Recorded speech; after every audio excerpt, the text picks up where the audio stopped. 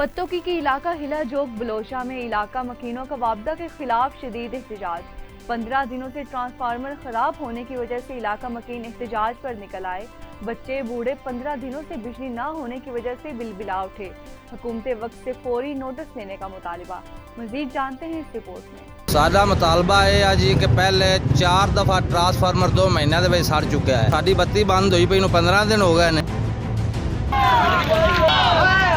پتوکی کے علاقہ ہلا جوگ بلوچوں والی میں 15 دن سے بجلی بحال نہ کرنے پر علاقہ مکین احتجاج پر نکل آئی۔ سارا مطالبہ یہ ہے جی کہ پہلے 4 دفعہ ٹرانسفارمر 2 مہینے دے سڑ چکا ہے، جن دے معاوضہ اسی 20,000 روپیہ دے کے ٹرانسفارمر نو بنوایا ہے۔